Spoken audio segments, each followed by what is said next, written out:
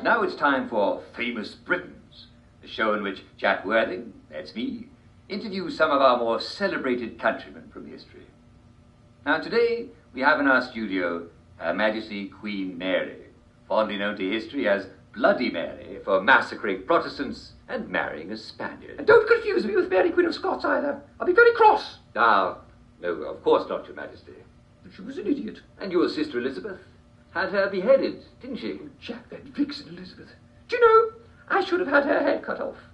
But I didn't, because I'm a kind and merciful person. By the way, Jack, are you Catholic? Actually, I'm Anglican, like most people here. Oh dear.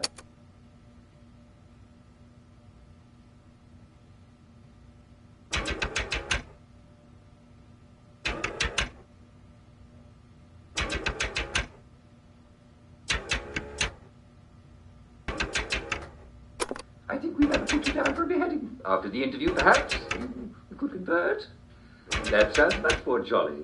Oh dear. You sound disappointed. Well, Jack, you've no idea how a good beheading can cheer one up. Well, I don't know about that. Have you tried joy? Joy? What's that? Well, it's this marvellous pill that makes you forget all the bad things and feel wonderful about everything else. Jack, what rubbish. What kind of queen is happy all the time? Do you know, the few times I was happy, I barely cut anyone's head off at all. Well, surely there's more to life than just beheading people. Well, we did try beheading goats for a while, but, well, it wasn't quite the same, was it? Well, what about fun and family and love? I am married to King Philip of Spain. Ah, well, you're in a bit of a jam then, aren't you? Well, fortunately, I'm dead. Well, that is one way to solve one's problems, isn't it? Jack's been lovely chatting, but I really must be off. Someone's saying my name 3 times into a mirror. And there you have it, ladies and gentlemen. Her Majesty Queen Mary. If only she'd had joy, she might not have beheaded quite so many people. Now ask your doctor if joy is right for you. Of course it is. Next week on Famous Britons, I'll be interviewing St. Thomas a Becket. I hear he's turbulent.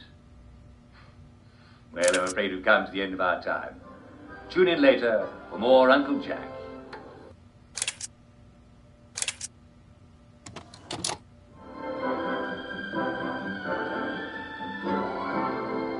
Welcome to Strange Foreign Customs, the show where Jack Worthing, that's me, tells you all about the bizarre and ridiculous things people do in other countries. Let's start with Forreblot. It's an Icelandic festival where you eat disgusting food. Yes, pressed pickled ram testicles, seal flippers, whale blubber, and my favourite, fermented shark. You must be wondering, how do you go around preparing that? Well, you see, you let it rot in the sand for a few months until it's not poisonous anymore, mostly, and then it smells like pneumonia. And then you hang it up to dry until it's chewy. Now, I don't care how starving I am. I'm not going to eat rotten shark, thank you very much. Of course, everyone knows Santa brings presents. But what happens to the men and women who've been naughty? Coal in their socks, right? Actually, I'd love some coal on a cold night. But in Czechoslovakia, they get a visit from the terrifying Krampus. He carts off evil people to be eaten.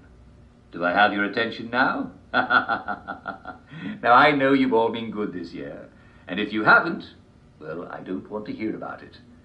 But wouldn't it be fun to dress up as a Krampus and scare wicked people?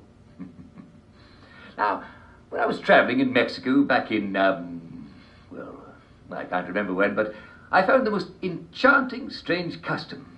It's called a piñata. And we have one right here.